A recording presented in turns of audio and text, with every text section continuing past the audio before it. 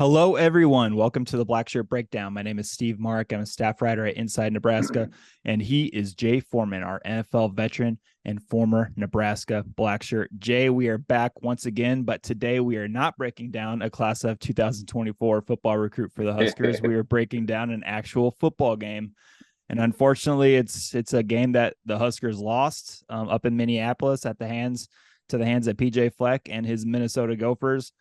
A lot of thoughts, a lot of opinions from everywhere in Husker Nation about this one. It was kind of a disappointing, deflating performance from the Huskers. Maybe not defensive wise. I think Tony White's guys came to play. It was a 13-10 win for Minnesota, and I think Tony White's defense they showed out. They looked ready to play. Can't be said for Marcus Satterfield's offense, I guess. Jeff Sims, everybody knows the three interceptions, the one fumble from Anthony Grant in crunch time when a mistake absolutely could not happen. Just Jay, what are your thoughts? What are your opinions on Nebraska's season opening loss to Minnesota?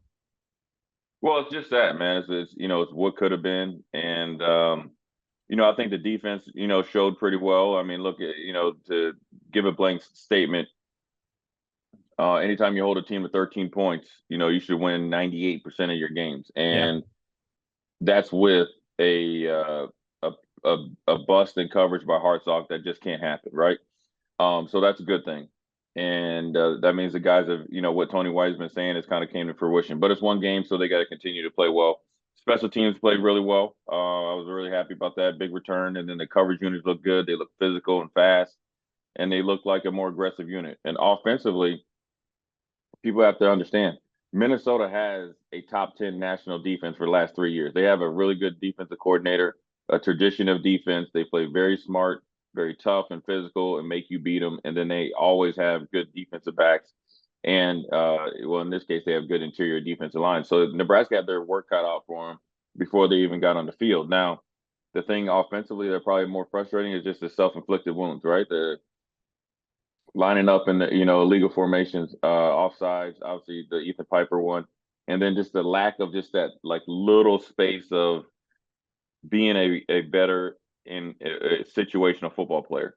So everybody wants to, the offensive line. I think they played a lot better than what people just assumed, right? Because they're looking at Turner Corcoran in the 2 sacks. Well, in my opinion, both sacks, he had help coming. But here's the thing about help, and I've been in this position as a defender. Never play with the assumption and guarantee that your help is going to be there. Assume and guarantee I'm going to cover you in my case, or I'm going to block you in that case. In the case of Turner Corcoran, I felt that time in the conventional run game. We'll see here they got some good push. I will tell you this for what's drastically different. You saw guys on guys, right? So you didn't have as many missed blocks and. The running backs, missed a couple holes and stuff like that. But, you got to give them also credit in the quarterback run game. They did pretty well. So it really just comes down to, a few bad decisions and fundamentals on, the quarterback position. I felt for the most part, the play calling was good, adequate. The only thing that I probably is just that the one series with like 12 minutes left, we threw it three times. But I will tell you, the first play call to go deep was the right call. It was there, just the throw wasn't there. And I could argue both ways on throwing it and why you threw it, but I would have liked to seen some more clock off, ran off, play a little bit more Minnesota style, but also what people need to understand, the reason why, and I can't speak for Marcus Satterfield, but maybe a part of the assumption is that he called those 3 plays because how well the defense was playing. And so it's a continuity game. I'm sure, the staff learned as much as the players did from there. They need to get back to the basics and, get ready for Colorado. Yeah. And you mentioned those mistakes, the penalties in bad timing penalties. So Nebraska had 2 false starts inside Minnesota's 5-yard line. I think it was Ethan Piper at the 1, and then Nate Borkacher had another one at the 4. And so those definitely were impact mistakes that Husker fans have seen plenty of times in the past and recently under Scott Frost, where his teams just seem to make those back-breaking mistakes just at crucial times that can't happen, and they did again. So I was kind of disappointed to see. And you're absolutely right, Jay. That series that you talked about where it was 3 straight pass plays, that deep ball to Tommy Hill, who played both ways on Thursday night, he had a couple of steps on his guy. If Jeff Sims had led him and let Tommy Hill run under the ball, that's either a huge gain or a touchdown. So you're absolutely right. The play was there. Satterfield called a good play, I think, in that situation, but just didn't execute it.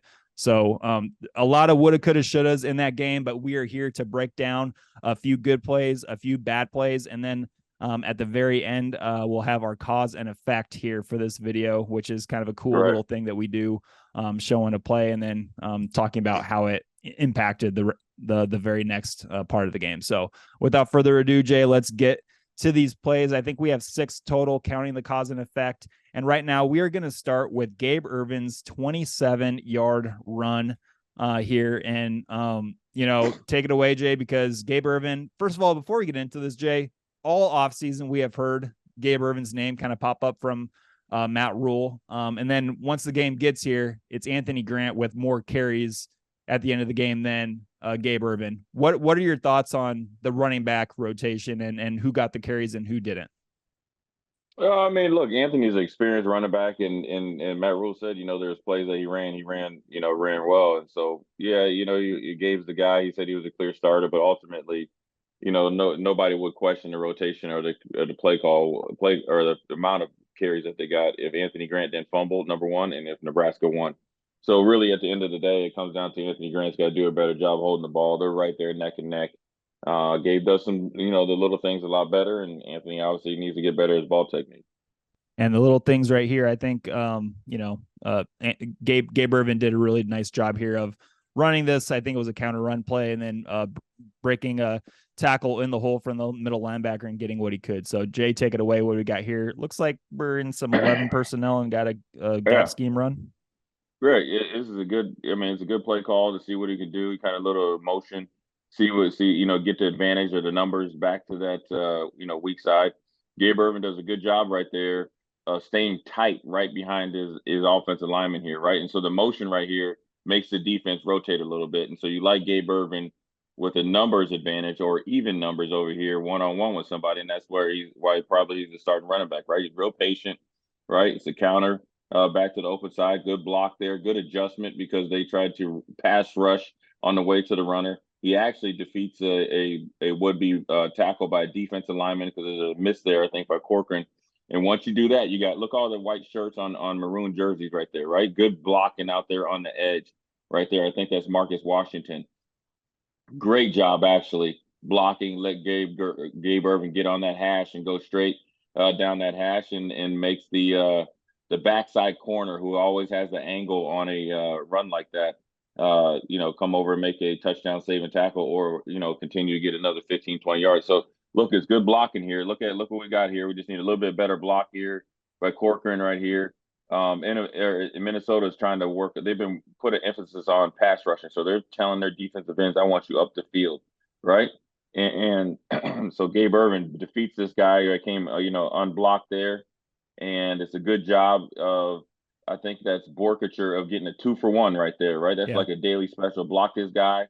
The play entry by the safety was off. Gabe Ervin has good speed and explosion to outrun the angle by the other safety coming out and made the corner make the play. So this is what you want when you look at it here. If you look at this block by Corcoran right here, you got to ear hole him, right? You got to come down almost right down the line and make him bubble a little bit. But at the end of the day, he still got enough on him, and Gabe Ervin, made this play making. This is what happens when you're a Power 5 running back, Division I player. You got to make somebody's miss. You look in the hole, physical, right? We talked how big and strong Gabe has gotten.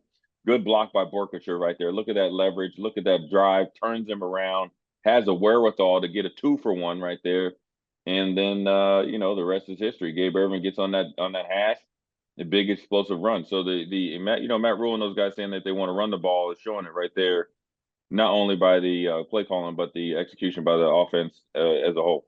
It was a good run by Gabe Ervin, and now we are going to see another solid run by Gabe Ervin, but really it's the push of the offensive line, the right side of the offensive line in front of Ervin here. And again, you mentioned Borkature doing a good job run blocking that previous play. Borkature is a part of this one as well. So starting from the center, we got centers Ben Scott, we got right guard Nuri Nuili, we have right tackle Bryce Benhart, and then we have Justin Evans Jenkins, who comes in and plays kind of that extra tight end role along with Nate Borkature, and then Luke Lindenmeyer, the walk-on. So we have two true tight ends, an extra offensive lineman, and they get pushed. They create a new line of scrimmage, I think is what you once told me, from these blocks, and it's a nice, tough, good first down run here. Yeah, Nebraska's coming out essentially in 13 personnel. But, it starts right there with Ben Scott being able to block his guy, snap the ball, and get a good even Steven block right here, right? Starts right there. Then you got the good push by Noelle and Benhart. Then you got the Jenkins, right, trying to drive block. And then you got the two bigger tight ends, probably better run blocking tight ends, and 13 personnel. So we're lining up, exactly, no fair dodging here. We're coming at you. Look, it's hat on hat. You don't see the I used to call it direct access for guys, right, as you saw last year. And against a good up-the-middle run-stopping team, Gabe Ervin does a good job of getting tight right there, and it makes one guy miss and makes the defensive tackle come off of a defensive end, I think, come off a pretty good block by Jenkins there and make a touchdown saving tackle. So this is run game 101, right? We're lining up, combo blocking if we have to, coming off the ball, no fair dodging. We're going face to face and get in there. And you see guys with good look at the pad level here. It's pretty good. Could be even better. But then also I like there with the receiver up there coming all the way across the formation. You see him right there. Alex Bullock. Was that Bullock right there trying to be an offensive lineman, getting some movement. So the emphasis on everybody doing their job is there. Look at him right there. He comes down and digs him out right there, right? If 92 doesn't come off of that Jenkins block, I like to think Gabe Ervin not only possibly scores, but gets down there into, the 3 or 4 yard line. So look, this is a good play call, good execution. Definitely a, improvement from last year. And that's a credit to the coaches and the players of, having a plan and executing. Minnesota is, like I said, they're a top 4 defense always in the Big Ten and top 10 nationally, top 15 nationally. And they were really good up the middle against the run last year. And so to test them at their strength and also do well at it, that bodes well for Nebraska. And look, it's the fourth quarter, right? Ideally, you'd like to have seen this thing punched in for a touchdown. And, we're singing a different tune. But here we go right here, right? This is what you need to do, right? You need to be able to not only establish the line of scrimmage, 2nd and 3, advantageous down and distance, and he picks up 6 yards. I mean, down in the red zone, that's a huge run, and one tackle and one play by their 92, which is a touchdown saving tackle. As you see it right here when it goes to steal, Gabe Ervin gets in there. So just a little bit off right there, but it's still, I think this is more than positive, especially from last year late in the game, being able to run the ball. These are the positive things that they got to focus on, or not focus on, but make sure that they highlight as much as the negative things. But they can do it. They just got to do it more consistent. Now, Jay, I put this tweet out, or X, whatever you want to call it. I put it out on social media yesterday, and there were some fans that were just kind of asking and wondering the question: should Gabe Ervin have cut this back to the left? Now, my first thought is that might not be where the design of the run is intended to go. But in your opinion, some people are just wondering. They see that hole right there, right in between Corcoran and Piper, and they just think, hey, he might have a one-on-one with that DB up there if he cuts it back to left. But in your opinion, Jay, just talk us through this. What is this design of the run? And I think Gabe Ervin is just kind of following the design of the run, correct? Yeah, I think and I think that's one thing that probably made Gabe Ervin the clear-cut starter. He's going to run the plays correctly and do what he needs to do, right? The footwork right here. He could have wrapped this zone back over there, but you got to think these guys are going to get off blocks. But and it's blocked up right here. The only thing, right? See that big gallop step by Gabe? That right there was probably his only mistake right there. See the big gallop step right there where you a little bit too high, right? You want to be able to stick your foot in the ground a little bit right there and get vertical. Okay. If I had to critique anything, yeah, you could have do. I mean, it's such a good job backside that you're not used to. Last year you wouldn't expect anybody to cut backside. So It's an option, but down there you want to get the yards. Look, the option is to continue to move forward, Mm-hmm. get the first down, what he did, and then some. It was a good play by 92, and so he had plenty of running room both sides. Absolutely. Now, unfortunately, with this, I don't know, unfortunately, but what we try to do with these videos, these Blackshirt Breakdown videos, is show the good, some of the bad, and then that cause and effect. Now we're just going to go to some of the bad now. Pass protection was okay most of the game, but people are going to be looking at the sacks that Jeff Sims took, and one of them back-to-back ones is right here. So Jay, obviously, many people will watch this and see Turner Corcoran getting beat. But you rightly want to kind of correct that and say he's supposed to have inside help, right? Well, he did get beat though, because you got to think. Look how high he is on his kick step. Right. Watch this right here. He's well over his skis right here, and watch out. This is why he gets beat quickly inside. Watch this. But Ethan Piper needs to be there for him. Right. They both need to be tight. See that right there? He's lunging. You miss. You get dissed, right? And so then therefore your feet stop. Once you lunge like that, it stops your feet from moving. So you want to be tight and punch. You want to be more powerful. And you see both 69 and 57 kind of, flanging after that, right? It's good block by Ben Hart and the two guys inside, the two inside guys who are their most dangerous pass rushers haven't gained the ground. And so, when you play offensive line, you have got to be there inside. You got to sit heavy on these dudes. And you got up in the quarterback's face, and so you didn't even give a chance to, for the quarterback or the play to develop. Because you see, Ramir couldn't even get out of his break, so you got beat. Those are what I call instant access plays, right? You just it was just bad technique, right, on both of them. So it's on both of them, but I always want to blame the guy that looks obviously right there in the position.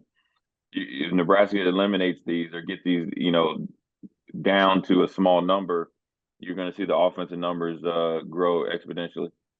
So this was just a poor offensive series. I think it starts off with that in 1st and 10, and then this next series is 3rd and 9, and this is where the second sack comes in. Right.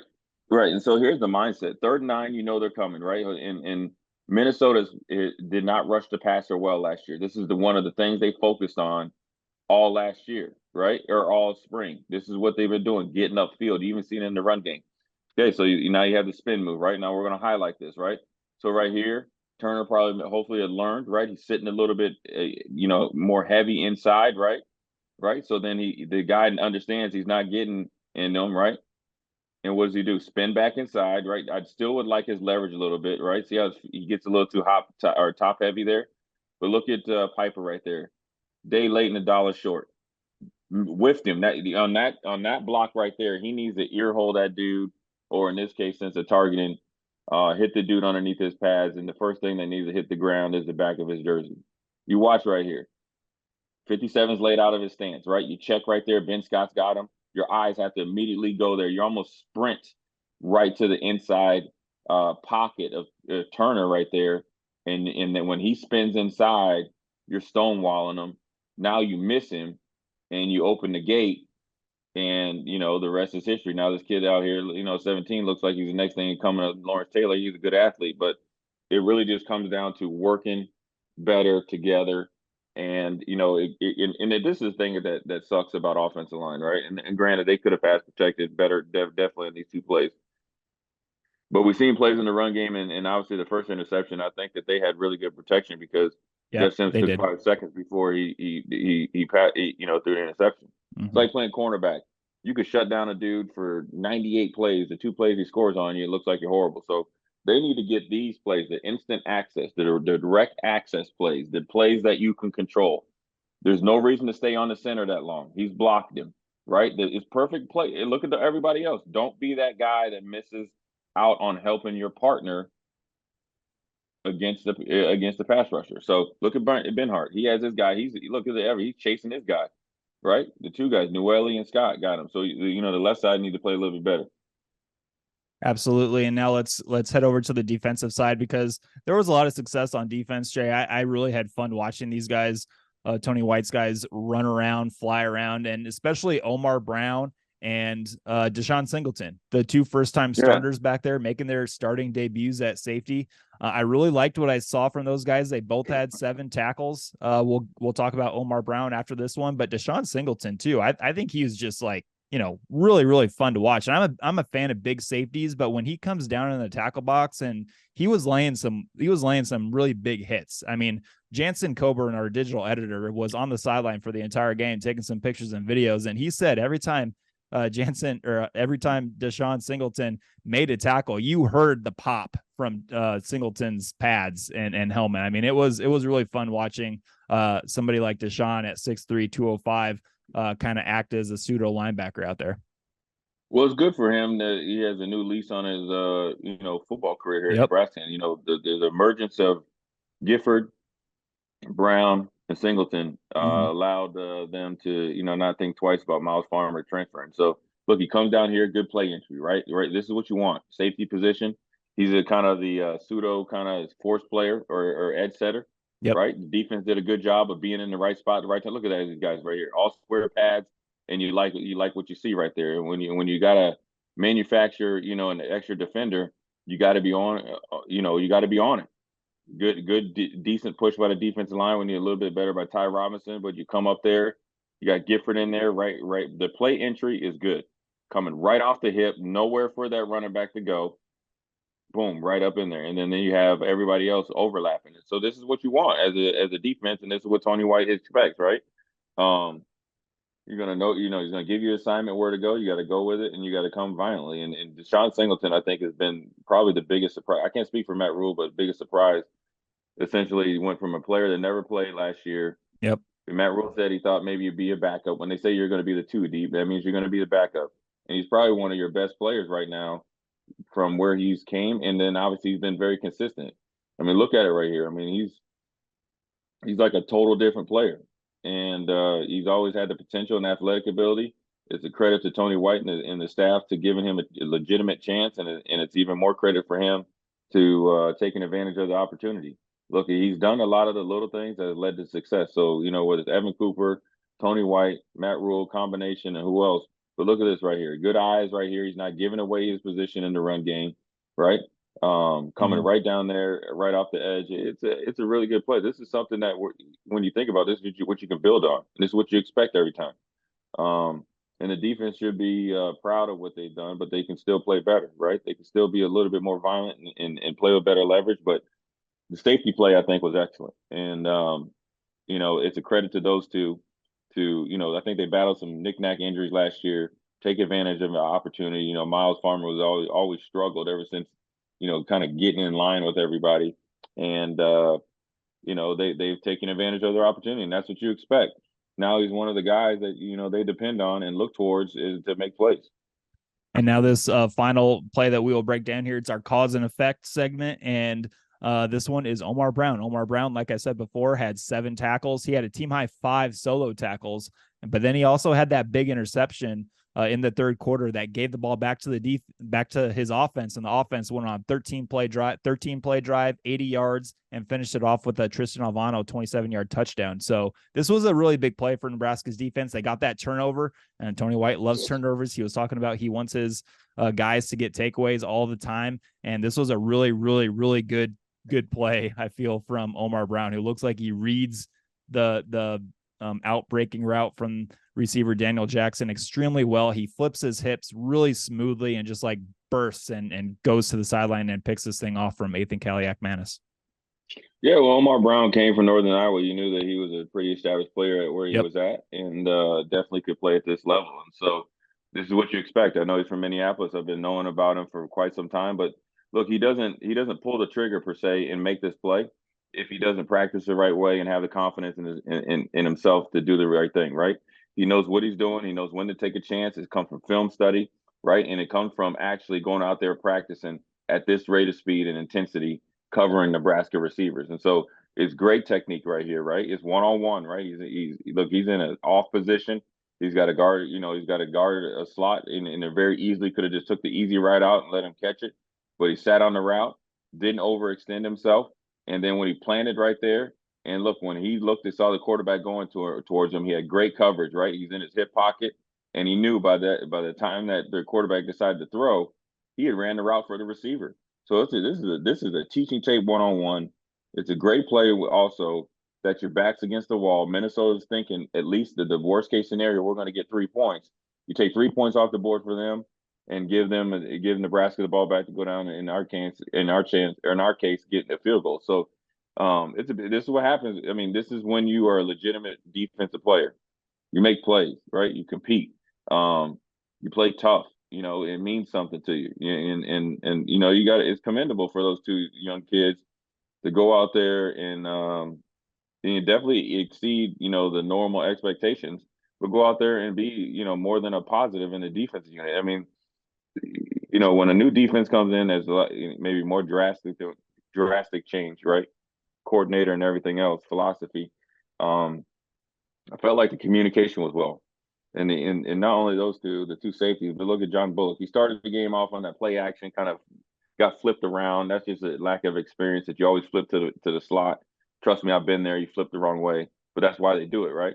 But then after that, John Bullock took off. Luke Reimer started the game off, you know, great. Kind of led the way till John Bullock kind of got his, you know, sea legs underneath him. The corners did okay job out there. I felt like they fell asleep a little bit later in the game, and they'll get better at that. The defensive line held up better than I thought they would. And Cam Linhart came in there and did his thing along with Blaise Gunnerson. So, you know, it's a step in the right direction. And like I said, anytime you hold a team to 13 points, you should win the game. But most importantly, they're taking the positives from this and going to run with it after you know, film study. But they got a big challenge coming up this week. Going into the Lions Den, the defense is going to have to play. You know, they got their work cut out for them.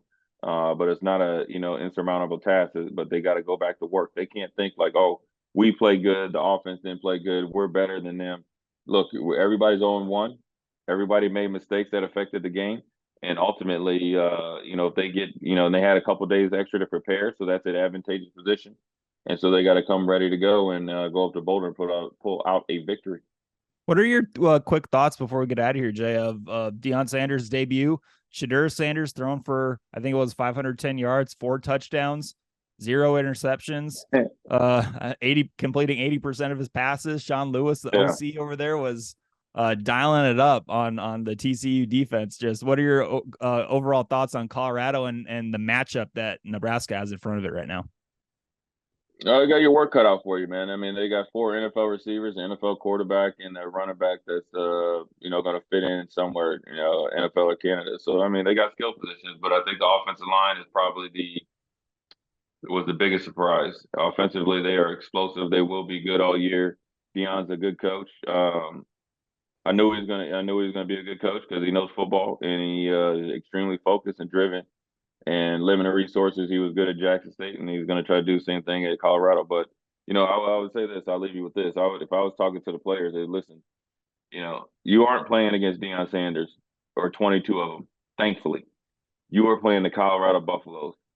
Your main focus needs to be your one-on-one individual matchups, and then that leads to the group matchups. Go and try to win your matchups and your decision-making matchups, and everything will be a-okay. It's going to be a tough sledding, man, just like Minnesota. What they did last week is water underneath the bridge, and you got to respect it. And the same thing with them towards Nebraska.